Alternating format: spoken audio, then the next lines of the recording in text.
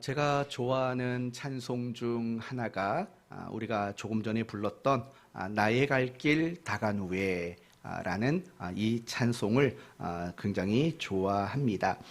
특별히 1절의 가사를 보면 이런 가사가 있습니다. 무슨 일을 만나든지 그렇죠.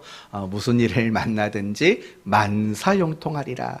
무슨 일을 만나든지 만사형통하리라 라는 고백이 나옵니다. 여러분 이 고백을 부를 때마다 여러분의 마음은 어떻습니까? 막 설레이지 않습니까? 야, 하나님이 내 삶에 이렇게 만사형통을 주시겠구나라는 그런 기대와 소망으로 우리의 마음이 굉장히 설레이기도 합니다. 그렇다면 여러분, 이렇게 귀한 찬송을 누가 작사했을까요? 바로 페니 크로스라는 여자분이 이 찬양을 작곡했습니다. 그런데 이분이 어떤 분인지 아십니까? 태어난 지 6주 만에 두 눈의 시력을 잃어버렸다고 합니다. 그리고 돌이 되기 이전에 아버지를 잃어야만 했습니다. 그래서 결국에는 홀 어머니 아래에서 평생 가난하고 어려운 순간을 보냈던 그런 여자분이었습니다.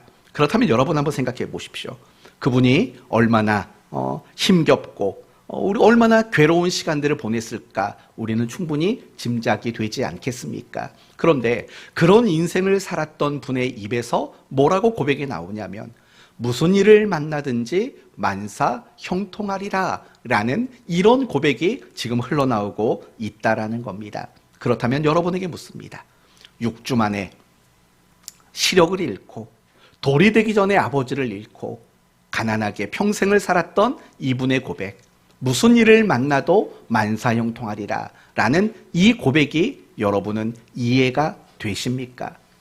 사실은 그분의 고백이 어쩌면 우리의 마음속에는 하나도 이해가 되지 않는 고백이라고 여겨질 겁니다. 오늘 본문도 마찬가지입니다. 타국 땅에서 노예가 되었고 노예로 살게 되었습니다. 그런 요셉의 인생을 뭐라고 말하냐면 하나님이 그를 형통하게 하셨다라고 소개하고 있습니다. 사실 그 이야기 자체도 우리는 이해할 수 없는 내용인 것입니다. 그러므로 오늘 말씀을 통해서 우리가 확인하고자 하는 것은 요셉의 형통이란 과연 무엇인가? 더 나아가서 하나님이 우리 모두도 형통케 하신다고 하셨는데 그 형통의 본질은 무엇인가? 라는 이 부분을 함께 살펴보려고 합니다. 그래서 오늘 말씀을 통해서 여러분이 꼭 알았으면 하는 것은 단 한 가지입니다. 여러분의 지금의 인생도 형통의 인생이라는 것. 지금 여러분도 우리의 찬송의 고백들처럼 만사 형통의 인생을 여러분이 살고 있다라는 그 확신을 가지게 되는 것. 그게 오늘 설교의 가장 중요한 초점이고 기대인 겁니다. 그런 은혜가 여러분 모두에게 임하게 되기를 예수님 이름으로 축원드립니다. 오늘 본문을 보면은요, 이 요셉의 이야기 속에서 그가 형통한 자였다라고 두 번이나 말을 합니다. 먼저 2절 말씀을 보십시오. 여호와께서 요셉과 함께 하심으로 그가 형통한 자가 되어 그가 형통한 자라고 말을 합니다. 3절 말씀도 보시면 마지막에 그의 범사에 형통하게 하심을 보았더라. 요셉이 형통한 자였다라고 말합니다. 23절로 쭉 넘어가 보십시오. 39장 23절을 보시면 마지막에 이런 말이 나옵니다. 요셉과 함께 하심이라 여호와께서 그를 범사에 형통하게 하셨더라. 결국 창세기 39장에 말하는 요셉은 어떤 사람이냐면 범사에 형통한 사람. 오늘 설교 제목대로 말한다면 요셉은 만사 형통한 사람. 이렇게 오늘 본문은 요셉을 소개하고 있습니다. 이 중요한 것은 오늘 본문은 요셉을 만사형통한 사람이라고 소개를 하는 건데 중요한 건 이겁니다. 여러분도 그런 생각이 듭니까? 진짜요? 이거 다시 물어봐야 돼요. 여러분도 정말 요셉의 이 인생이 적어도 창세기 39장 이 말씀 속에서 요셉이 형통한 사람이었다라고 정말 여러분은 인정이 되는가를 한번 생각해 보십시오. 인정이 되시나요? 되는 거죠? 그러면 제가 이렇게 말하겠습니다. 그럼 요셉 같은 인생 사십시오. 왜 웃으시죠? 오늘 본문의 요셉은 뭐였습니까? 노예였습니다. 여러분, 요셉은 노예로서 10년을 보냈습니다. 그리고 억울한 누명을 쓰고 감옥에서 몇 년을 살았습니까? 3년을 살았습니다. 여러분도 그런 인생 사시겠습니까? 분명히 여러분은 요셉이 노예 생활 속에, 감옥 생활 속에서 하나님이 그를 형통한 자라라고 말씀하셨던 것에 대해서 인정하셨습니다. 그렇다면 여러분도 그런 형통을 한번 누리고 살아보시지요. 굉장히 목사님이 독한 사람같이 보이지 않습니까? 제가 이렇게까지 말하는 이유는 뭐냐면, 사실은 우리가 성경을 읽으면서 그래? 하나님이 요셉을 형통한 자라고 하셨구나. 사실 이걸 부정할 수는 없어요. 그렇지만 우리의 마음속에서는 이 요셉의 인생을 형통한 인생 또는 만사 형통한 인생이라고 마음으로 동의하기에는 사실은 굉장히 어려울 수밖에 없다라는 거예요. 왜 그러냐면요, 지금 우리가 생각하고 있는 형통과 너무 그 모양과 그 내용이 너무나도 다르기 때문에 그래요. 우리가 알고 있는 형통이란 뭡니까? 내가 하고자 하는 모든 일들이 잘 되는 거예요. 그렇죠? 내가 계획하고 내가 뜻하고 있는 일들이 그냥 척척척 다 풀려가는 거예요. 우리가 생각하는 형통은 그런 거 아닙니까? 혹여나 우리에게 어떤 어려움이 있을지라도 형통한 자라면 그 어려움이 오자마자 그 어려움이 해결돼야 되는 거예요. 우리가 생각하는 형통이란 바로 그런 식의 모습 아니겠습니까? 이걸 성경의 인물로 찾아봐서 여러분에게 설명을 드릴게요. 예를 들면 아브라함이 참 사랑했던 나이 많은 종이 하나 있었습니다. 그 종의 이름이 뭔지 아시겠습니까? 엘리에셀이라는 종입니다. 어느 날 아브라함이 이 엘리에셀에게 무엇을 당부를 하냐면, 내 고향에 가서 내 아들 이삭에 뭘 구해오라는 겁니까? 신부감을 구해와라 라고 부탁을 합니다. 그럼 이 엘리에셀이 메소포타미아로 갔다고요. 여기서 하나 참고적으로, 아브라함은 갈대아 우르에서 나왔는데 메소포타미아란 뭐냐? 그러면 메소포타미아 지역의 북쪽에 있는 한 땅이 갈대아 우르라는 거죠. 그렇게 여러분이 이해하시면 돼요. 고향으로 갔어요. 메소포타미아로 갔다고요. 그리고 거기에 도착하자마자 이 엘리에셀이 이렇게 기도를 해요. 하나님, 여기에 운물이 하나 있는데 어떤 아가씨가 왔을 때 나에게 좀 물 좀 주시오 라고 내가 부탁을 했을 때 그 아가씨라 그러면 안 되나요? 자매라고 그래야 되나요? 아니면 아가씨가 낫죠? 네, 그 아가씨가 이렇게 대답하면 그 사람이 내 이삭의 신부감이라는 걸 알겠습니다. 이렇게 말하는 거예요. 예, 제가 당신에게 물을 드리고 당신의 낙타에게도 물을 먹이리이다. 이렇게 대답하면 이삭의 신부감으로 알겠습니다 라고 기도를 하는 거예요.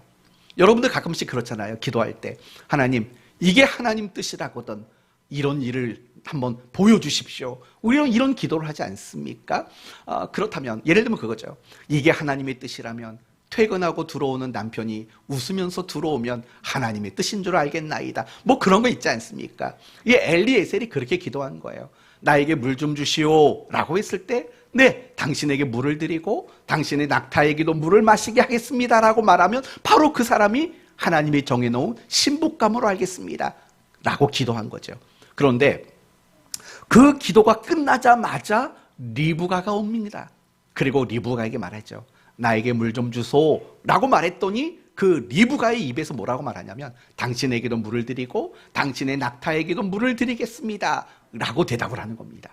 그 말을 듣자마자 엘리에셀은 바로 이 여자가 이삭의 신부감이로구나 라고 확신을 갖게 됩니다. 그리고 그렇게 형통하게 길을 열어주셨음을 하나님께 고백하고 그 자리에서 찬송을 부르는 이야기가 나옵니다. 여러분, 그게 형통 아닙니까? 내가 기도했는데 그 기도 끝나자마자 어떤 응답이 다가오고, 우리가 생각하는 형통이란 대부분 이런 거라는 거죠. 또 이삭이라는 사람으로 생각을 해봅시다. 여러분, 이삭은 양을 목축업을 했습니다. 더불어서 농사도 지었습니다. 그런데 이 그랄 지역에서 양과 농사를 지었는데 이 농사를 지었다 하면 그 사람들과 비교했을 때, 그 지역 사람과 비교해 봤을 때 100배로 결실을 맺었다라고 성경은 이야기합니다. 뿐만 아니라 이 이삭이 거주지를 옮길 때마다 하나님은 거기에서 물샘을 주셨습니다. 우리 식대로 말하면 우물을 주셨다라는 거죠. 여러분, 그런 게 여러분이 기대하고 바라고 원하는 형통의 모습 아닙니까? 내가 뭘 하든지 간에 막 손을 대기만 하면 거기서 막 엄청난 수익이 생기고 엄청난 부가 발생하는 이런 것들을 우리는 형통이라고 생각을 합니다. 조금 다른 경우지만 요나에 대해서 이야기해 봅시다. 하나님은 요나에게 니느웨로 가라고 말했습니다. 그러나 요나의 생각은 달랐습니다. 요나는 가고 싶지 않았습니다. 도리어 요나는 어디로 가고 싶었습니까? 다시스로 가고 싶었습니다. 정반대 방향으로 도망가고 싶었던 거죠. 그래서 요빠라는 항구에 도착했습니다. 그런데 이게 웬일입니까?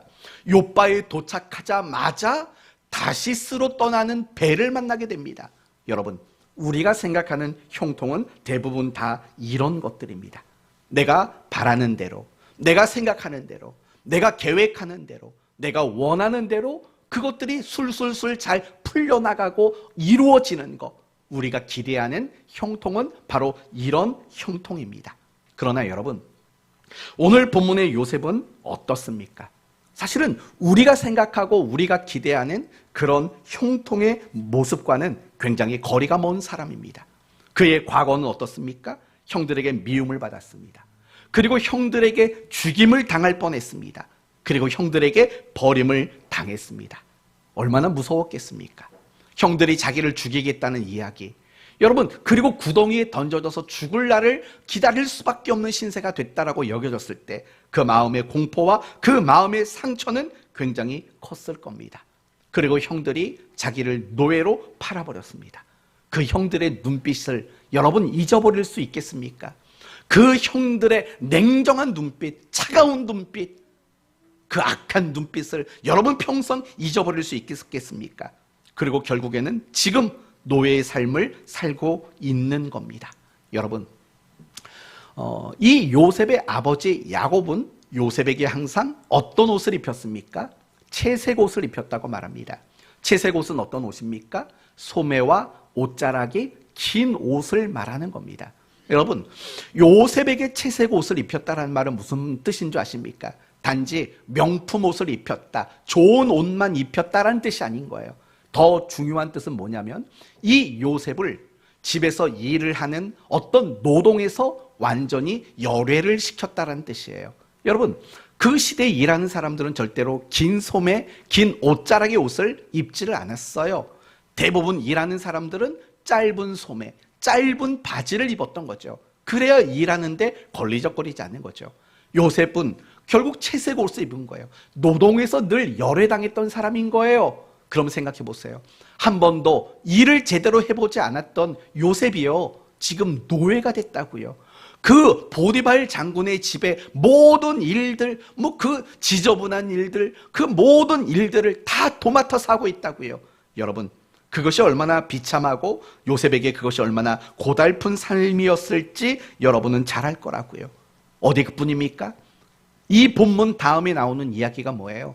누명을 쓰고 감옥에 갇히게 되는 이야기가 소개가 되고 있다고요. 그리고 3년 동안 그 감옥 안에서 살아요. 그리고 그 감옥 안에서 자기를 도와주겠다고 그렇게 약속을 철저히 했던 그 술관원장이 배신을 한다고요. 자기를 새카맣게 잃어버리게 된다고요. 성도 여러분, 과연 이런 요셉의 인생이 형통일까요? 물론 요셉은 보디발 장군에게 인정을 받았어요. 감옥 안에서도 간수장에게 인정을 받았어요. 그러나 노예일 뿐이에요. 그러나 죄수일 뿐이라고요. 그리고 더 중요한 것은 요셉이 자기가 노예가 되고 자기가 죄수가 되는 이런 식의 삶을 그는 원한 적이 없어요. 바라고 있었던 적이 없어요. 도리어 그가 바랬던 것은 하나님이 자기에게 주신 그 꿈대로 많은 사람들이 내게 엎드려 절을 하게 되는 그런 자신의 인생을 꿈꿨고 생각했던 거죠. 그러나 적어도 오늘 본문에서 요셉이 겪고 있는 이 모든 상황들은 그가 뜻하고 그가 바라고 그가 원하는 모습들이 하나도 아니라고요. 그런데도 뜻밖에도 성경은 이런 요셉을 향해서 뭐라고 말하냐면 그는 형통한 사람이다. 그는 범사가 다 형통했다. 지금 이렇게 요셉의 인생을 형통한 인생이었다라고 지금 말하고 있는 거예요. 결코 이해할 수 없는 거죠. 그런데 이 형통과 관련해서 이해할 수 없는 사람들이 성경에 사실은 대단히 많다는 걸 아셔야 합니다. 예를 들면 다윗이라는 사람을 보세요. 시편 23편 1절을 보시면 여호와는 나의 목자시니 내게 부족함이 없으리로라고 고백을 해요. 여러분, 이 말이 무슨 고백이에요? 다윗이 자기 스스로의 인생은 항상 형통한 인생이었다라고 말하는 거예요. 맞잖아요. 내게 부족한 것, 나는 부족한 걸 경험해 본 적이 없다고 말하는 것은 나는 항상 형통한 인생을 살았다라는 거예요. 내 인생은 만사형통이었다라고 그가 이야기하고 있는 거예요. 정말 여러분은 그 말이 이해가 되십니까? 정말 다윗의 인생이 형통한 인생이었다고 생각하십니까? 물론 골리앗을 이긴 것만 생각한다면, 왕이 된 것만 생각한다면, 전쟁에서 많은 승리를 거둔 것만 생각한다면 다윗의 인생은 사실은 형통한 인생이다라고 말할 수 있을지 몰라요. 그러나 다윗의 인생 속에 그런 것들만 있었습니까? 잘되고 형통한 정말 행복한 일들만 있었습니까? 아닙니다. 우리가 너무나도 잘 알고 있는 대로 다윗은 사울 왕에게 미움을 받았습니다. 늘 시기심으로 인한 공격을 당했습니다. 그 사울 왕을 피해서 수십 년 도망치는 삶을 살았습니다. 그게 답니까? 심지어 원수의 나라인 이 블레셋 나라에 가가지고 침을 흘리면서 미친 척까지 해야만 하는 그런 인생을 그는 살지 않았습니까? 자신들의 부하가 자기를 배신하고 자기를 향해 돌을 던지려고 했던 자기 부하들에게 배신을 당하는 인생도 살지 않았습니까? 자기 자식들 사이에서 서로 죽이는 일들, 서로를 범하는 일들, 이런 일들을 목격해야만 했지 않습니까? 심지어는 자기 아들이 반역을 일으켜서 자기는 도망을 쳐야 하는 그런 순간도 그는 겪지 않았습니까? 여러분, 다윗은 몇 살에 죽었을까요? 다윗은 몇 살에 죽었을까요? 70에 죽었다고요. 70. 그가 30의 왕이 되고 그가 통치하고 그 통치의 연도가 40년이에요. 대략 그는 70년 정도를 그는 살았다고요. 그러나 그 인생의 노년에는요, 여러분 알잖아요. 아무리 이불을 덮어도 몸이 따뜻해지지를 않았다고요. 여러분, 왕인데 평생 왕으로 40년을 통치했는데도 이불을 덮어도 따뜻하지 않는 몸으로 그 인생의 말년을 맞이했다고요. 그럼 다시 한번 생각해 봐요. 다윗은 말하죠. 나는 모든 순간 형통했다. 나는 만사 형통했다라고 말해요. 그러나 그 가족 안에 있었던 일들, 자신의 몸에 연약한 것들, 그가 사울 왕을 피해 도망쳐갔던 일들, 여러분 이거는 결코 짧은 순간들이 아니잖아요. 그런 것까지 놓고 본다면 정말 다윗의 인생을 누가 만사형통이라고 인정할 수 있겠냐라고 말하는 거죠. 그래서 다윗도 사실은 솔직히 이렇게 말하잖아요. 시편 23편 4, 5절에 이런 말이 나와요. 내가 사망의 음침한 골짜기를 다녔다라고 말해요. 그리고 원수의 목전에서라고 말을 해요. 이 말은 뭐예요? 자신의 인생은 항상 푸른 초장과 쉴만한 물가만 있지 않았다는 거예요. 사망의 음침한 골짜기도 수없이 다녔고 원수의 목전에도 수없이 자신이 노출되어 있었다라는 거예요. 그런데도 불구하고 다윗은 자신의 인생이 만사형통했다라고, 부족함이 없었다라고 이렇게 고백을 하고 있다라는 거예요. 이해할 수 있겠나요? 이해할 수 있겠어요? 정말 다윗의 인생이 만사형통했다라고 과연 여러분은 이해하실 수 있겠습니까? 그 밖에도 히스기야 왕을 생각해 봐요. 아수르 나라에 의해서 얼마나 많은 위협을 당했냐고요. 그리고 심지어 이 히스기야 왕은 불치병, 죽을 병에까지도 걸렸었다고요. 그런데 성경이 뭐라고 말하는 줄 알아요? 히스기야가 그의 모든 일에 형통하였더라고 말해요. 아니, 적국에게 공격을 당했는데 자기는 죽을 병에 걸렸는데 성경은 그를 향해서 모든 일에 형통하였더라 이렇게 얘기를 하고 있다고요.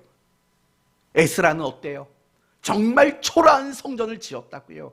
그런데도 성경은 에스라를 향해서 형통했다고 말해요. 다니엘은 어때요? 바벨론의 신하들에게 시기를 당하고 죽을 고비를 넘겼는데도 불구하고 성경은 다니엘을 향해서 형통하였더라 라고 이야기를 하고 있다라고요. 여기서 우리가 알 수 있는 게 뭔지 아십니까?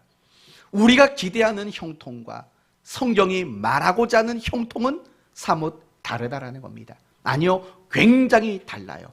우리가 기대하는 형통은 내가 바라고 원하고 뜻하는 대로 되어지는 형통인 거예요.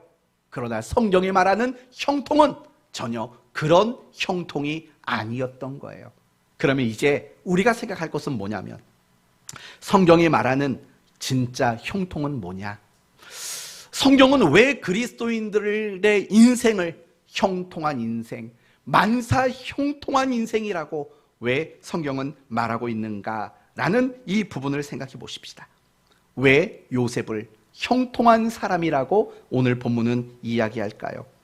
노예긴 하지만 그래도 높은 직함을 가진 보디발 장군의 노예였으니까 형통인 걸까요? 아니면 노예였음에도 불구하고 가정의 총무가 되었기 때문에 형통이었을까요? 아니면 감옥에 갇혔을 때 간수장에게 신뢰를 얻었기 때문에 형통일까요? 만약에 이런 식의 형통이라면 이렇게 표현할 수 있을 겁니다. 불행 중 다행이라는 형통 또는 천만다행이라는 식의 형통이라는 거죠. 그러나 성경은요, 고작 불행 중 다행이라는 식으로 그가 형통했다 이렇게 말하지는 않는 거예요. 그렇다면 정말 성경이 말하는 형통은 무엇일까? 이미 오늘 본문에 명확하게 그 형통이 무엇인가를 설명하고 있어요. 2절을 한번 볼게요. 여호와께서 요셉과 함께 하심으로 그가 형통한 자가 되어. 3절 그의 주인이 여호와께서 그와 함께 하심을 보며 또 여호와께서 그의 범사에 형통하게 하심을 보았더라. 다시 23절 간수장은 그의 손에 맡긴 것을 무엇이든지 살펴보지 아니하였으니 이는 여호와께서 요셉과 함께 하심이라. 여호와께서 그를 범사에 형통하게 하셨더라. 여러분, 성경이 말하는 형통이 뭘까요? 답 찾으셨어요? 뭐예요? 찾으신 거예요, 정말? 정답이에요. 하나님이 함께 하시는 것. 그게 바로 성경이 말하는 형통이라고 말할 수 있는 거예요. 다시 말하면 이거예요.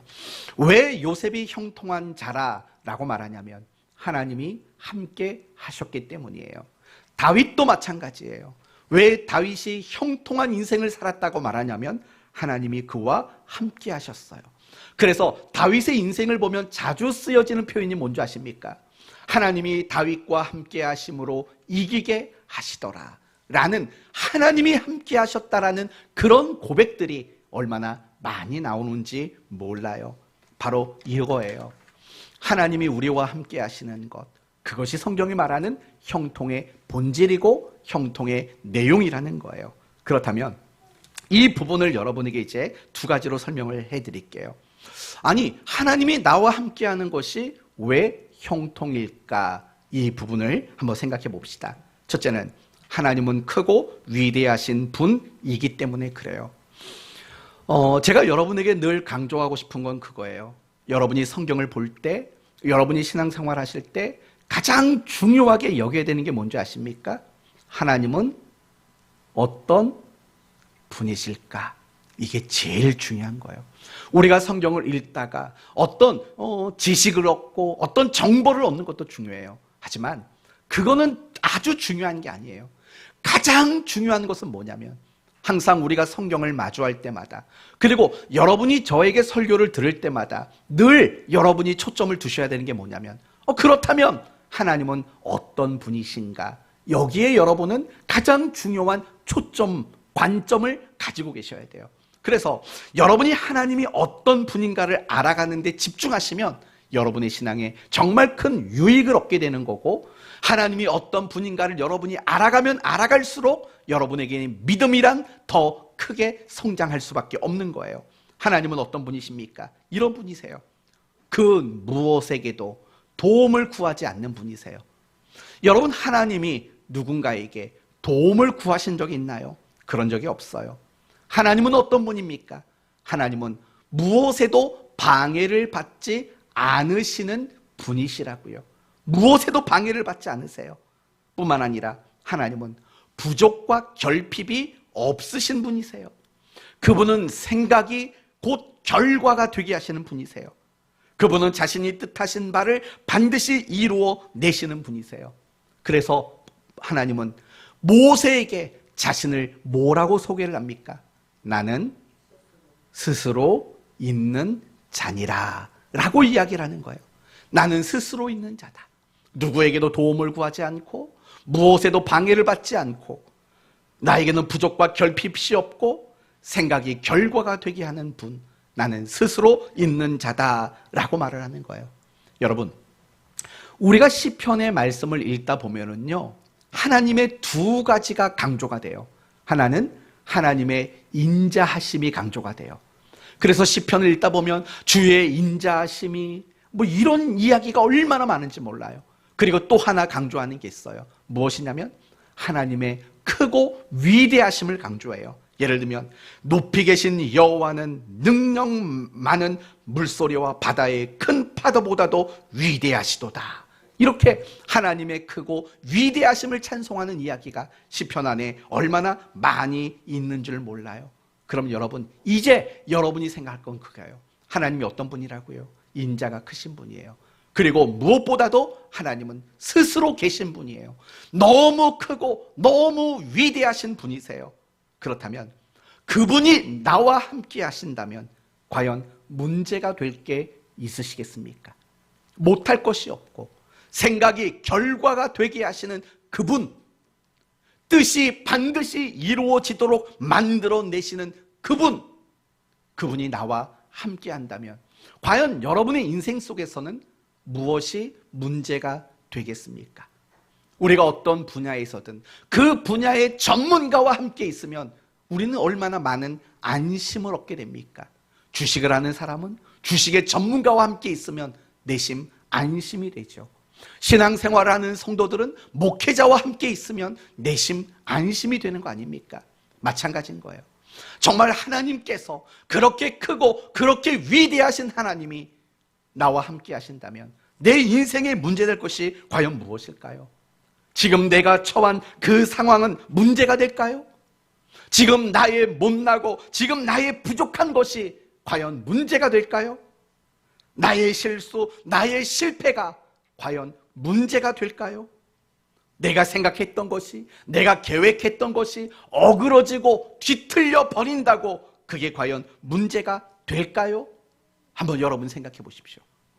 과연 무엇이 하나님이 나와 함께 하는데 문제로 등장할 수 있는 것이 무엇이 있다고 생각하십니까? 나의 연약함? 나의 미련함? 과연 무엇이 문제가 될 수 있겠습니까? 그 어느 것도 사실은 내게 문제가 되질 않는 거예요.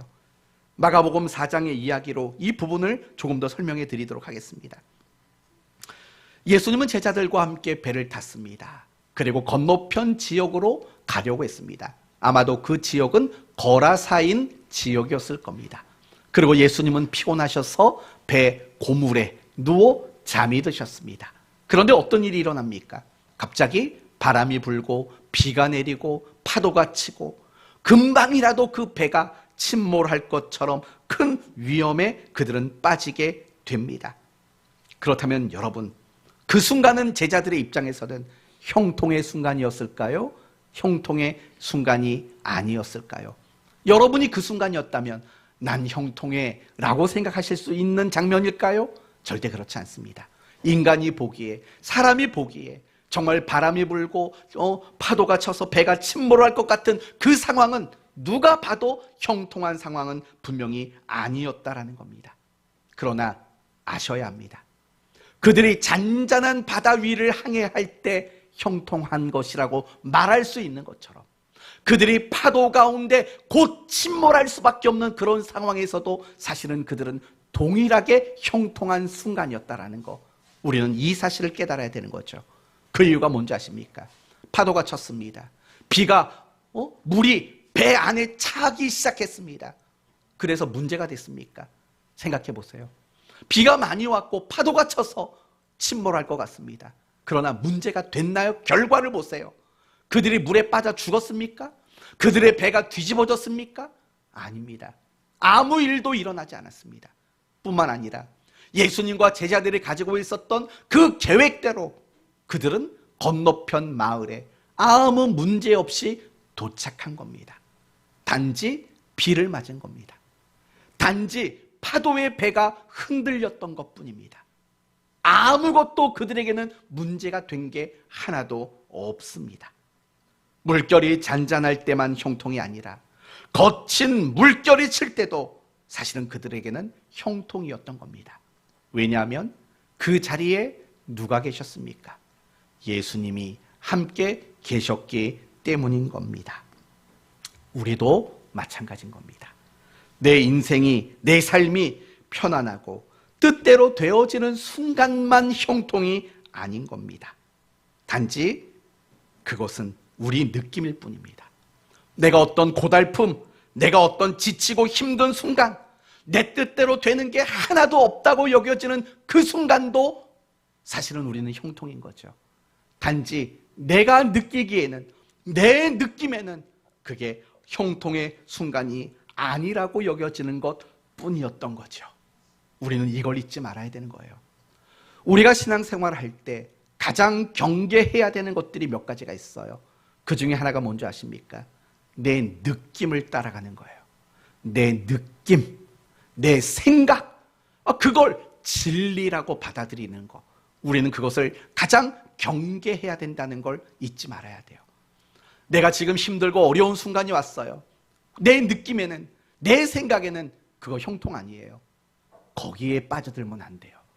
왜냐? 오늘 성경이 우리에게 말씀해 주셨잖아요. 하나님이, 그 크고 그 위대하신 하나님이 우리와 함께하는 것이 바로 형통이라고. 내 느낌이 중요한 게 아니에요. 내가 느껴지고 내가 생각되어지는 그것이 중요한 게 아니에요. 정말 중요한 것은 하나님이 나와 함께하고 있다라는 이 사실이 가장 중요한 것이죠. 어쩌면 지금 여러분은 이런 생각을 하고 있었을지 몰라요. 내 인생은 왜 이래? 나는 왜 이렇게 형통하지 못할까? 나는 왜 되는 것이 없을까? 나는 하는 것마다 왜 안 될까? 흔히 아이들 말한 대로 나는 왜 똥손일까? 그런 생각을 여러분 하실 수 있어요. 하지만 그런 생각하지 마세요. 분명히, 그리고 단호하게 여러분에게 말합니다. 지금 여러분의 인생이 설령 여러분의 느낌상 형통하지 못한 인생이라고 느껴질지라도 지금 여러분의 인생은 형통의 인생이라는 걸 믿으시기를 바랍니다. 근데 내가 왜 그걸 느끼지 못한 줄 아십니까? 이유는 간단해요.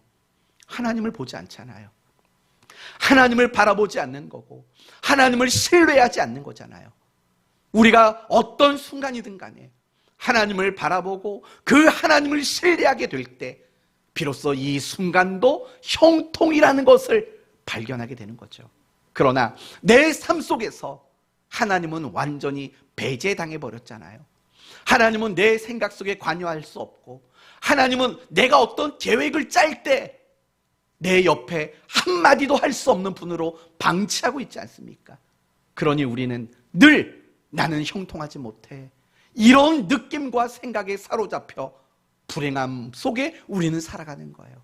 그러지 마세요. 하나님이 여러분의 생각 속에 더 많이 관여했으면 좋겠습니다. 하나님이 여러분이 뜻을 세우고 하나님이 여러분이 어떤 계획을 가지실 때 하나님이 여러분의 파트너가 됐으면 좋겠습니다. 그런 순간들이 많아질 때 여러분은 비록 파도가 치는 그 물살, 거친 물살 속에 있을지라도 형통의 순간이라고 여러분은 볼 수 있는, 그렇게 인정하고 고백할 수 있는 그런 그리스도인이 될 수 있을 거라는 겁니다. 하나님을 바라보셔야 되는 거예요. 그분을 믿고 그분을 의지하셔야만 하는 거예요. 그럴 때 여러분은 비로소 내가 지금까지 형통이라고 생각하지 못했지만 내 인생 형통이구나 라고 고백할 수 있는 여러분이 된다는 거예요. 두 번째는요, 하나님이 우리와 함께 하시면서 우리를 향한 모든 계획과 목적을 이루시기 때문에 형통인 거예요. 여러분, 요셉을 한번 생각해 보십시오. 요셉은 자기 자신을 형통한 인생이라고 과연 생각했을까요? 그러지 못했을 겁니다. 시편 105편 보시면 이런 말씀이 나옵니다. 그의 발은 착고를 차고 그의 몸은 쇠사슬에 매였으니 라는 표현이 나와요. 이거 누구 얘기인 줄 아세요?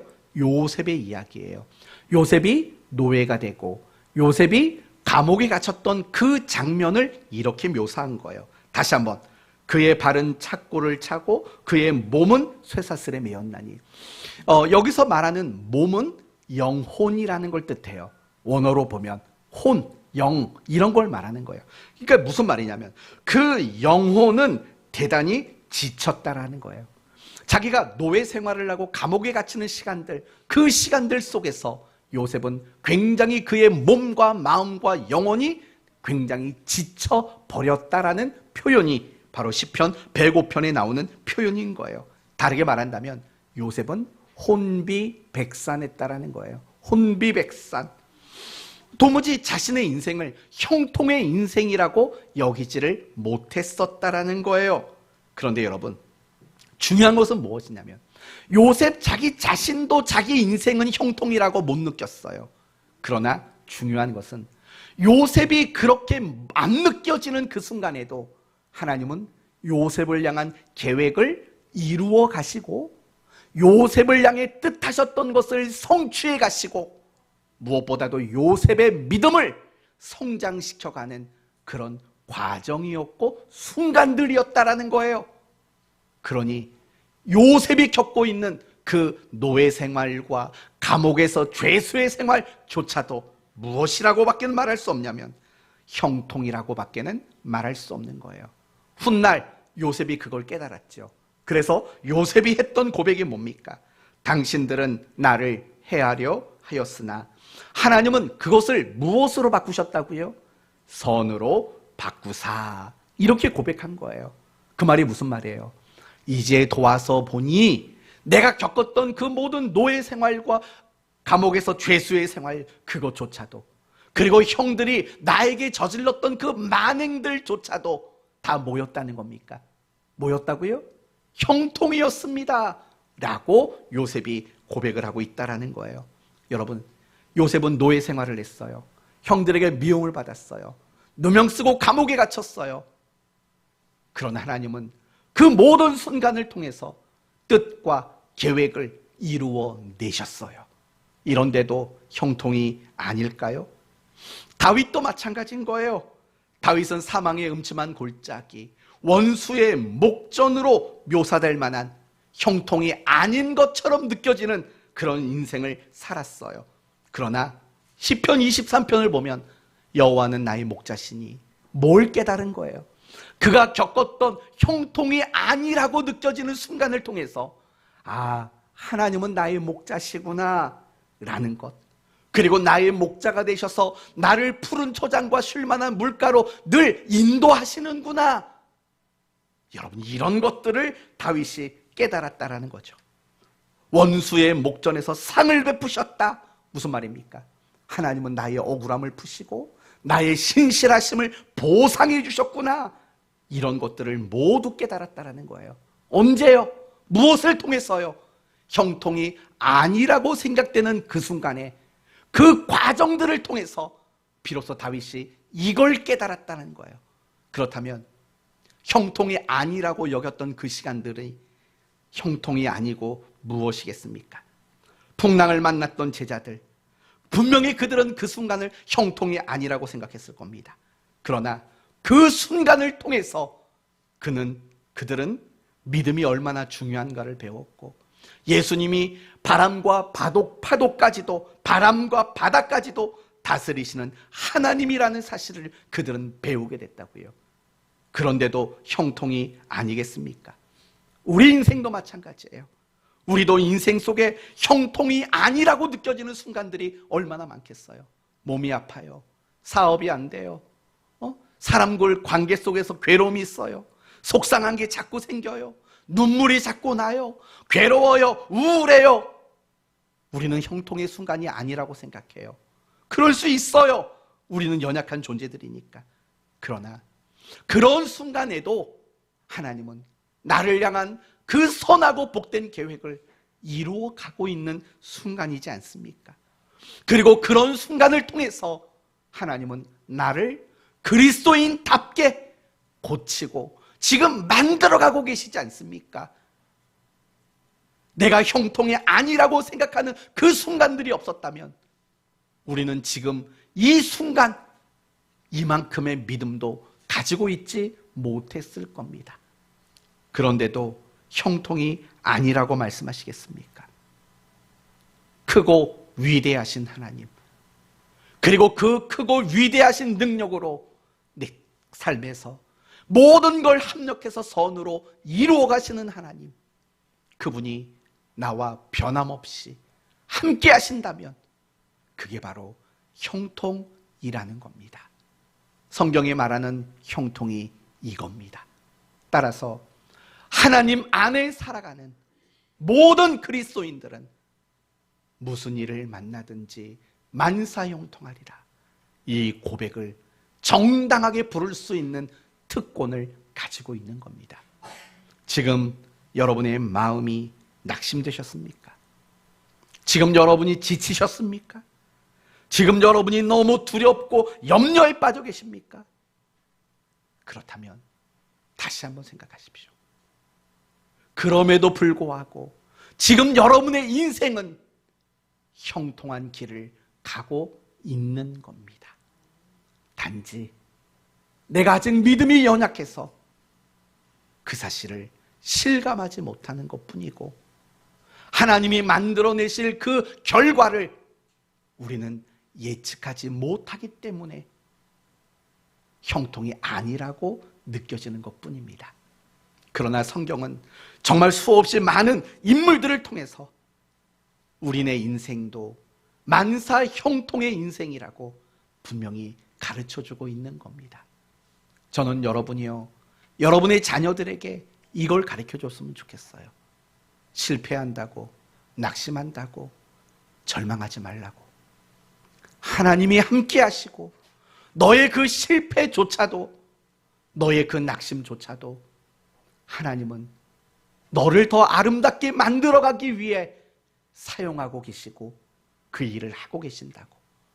너는 지금 만사 형통의 길을 가고 있다고. 그러니 그 하나님만 놓치지 말라고.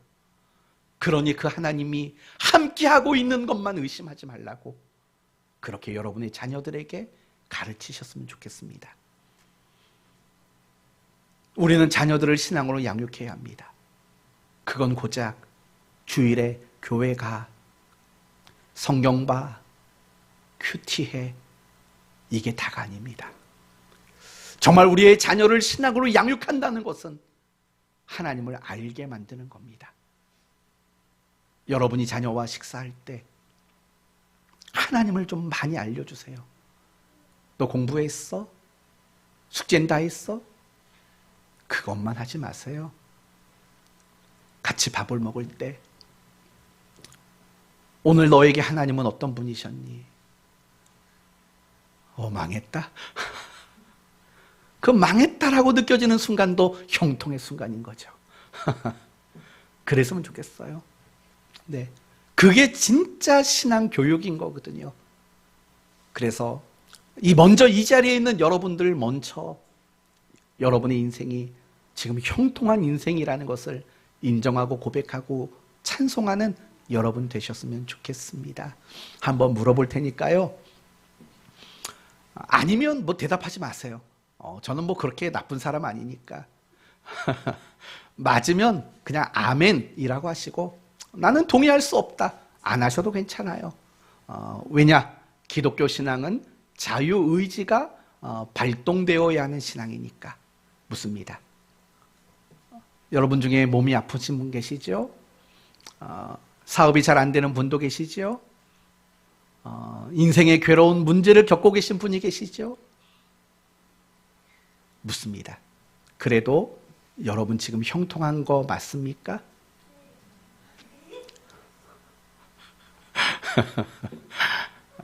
사실 그래요. 맞아요. 그래도 우리는 지금 형통한 자로 지금 살고 있는 거예요. 이제 마지막 한 가지만 말씀드리고 마칠게요. 여러분은 형통한 자입니다. 형통의 사람이에요. 이제 앞으로 어떻게 살면 될까? 간단히 말씀드리고 마칠게요. 이제 원망하지 맙시다. 여러분 생각해봐요.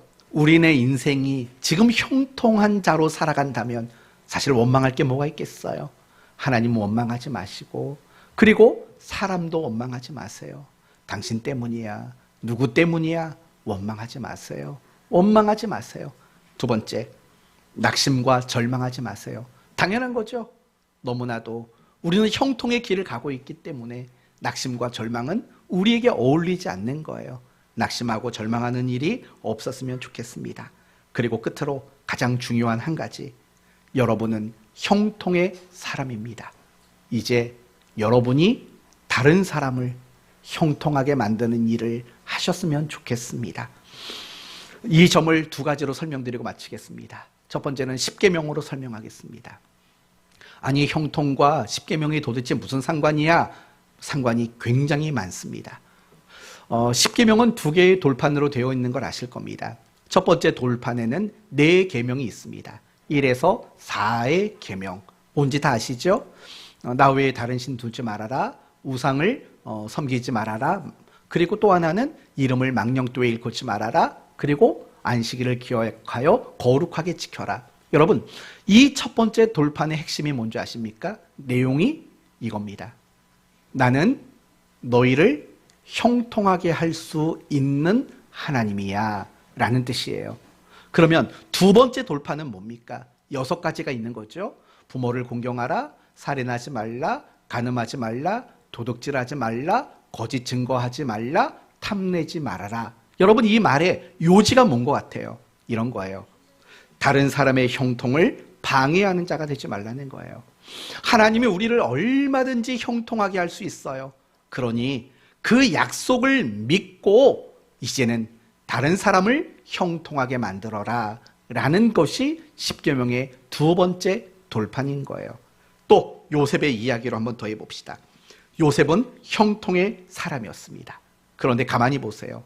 요셉이 형통의 사람이었다고 자기의 형통으로만 끝났습니까? 아닙니다. 요셉은 그가 보디발 장군의 집에 있을 때 그 보디발 장군과 그의 집을 형통하게 만들었습니다. 요셉이 감옥에 갇혀 있을 때 요셉은 그 감옥의 모든 재반 업무를 형통하게 만들었습니다. 요셉이 애굽 나라의 기근이 들고 그 인근의 기근이 들었을 때 애굽을 형통하게 했고 그 주변에 있는 나라 사람들을 형통하게 했습니다. 더 나아가서 요셉은 자신의 아버지를 형통하게 만들었고 자기를 죽이려고 했던, 자기를 미워했던 형들에게도 형통하도록 만드는 일을 했다는 사실을 우리는 알 수 있습니다. 바로 이것이 우리가 할 일입니다. 형통의 사람은 그 사람이 있는 그곳, 그 사람과 함께 있는 사람들을 형통하게 만들 수 있는 사람이 되어야 한다는 것입니다. 이제 이 한 주간 여러분이 형통한 사람으로 살기 바랍니다. 그리고 여러분과 함께 있는 그 사람을 형통하게 하는 그 일도 여러분 모두가 감당했으면 좋겠습니다. 어떻게 하면 그들을 형통하게 할까요? 복음을 전하셔야죠. 그리고 항상 어디에 있든지 여러분은 그리스도인답게 살아내셔야 돼요. 그리스도인답게. 그럴 때 여러분이 바로 진정한 의미의 형통한 자가 되는 것입니다. 말씀을 마치겠습니다. 우리가 생각하는 형통은 뜻하고 바라고 원하는 대로 되어지는 형통입니다. 그러나 여러분에게 부탁합니다. 성경이 말하는 형통은 전혀 다릅니다. 우리는 세상 사람들과 똑같이 아플 수 있고 실패할 수 있고 넘어질 수 있습니다. 그러나 우리는 형통합니다. 왜냐하면 하나님이 우리와 함께 하시기 때문입니다.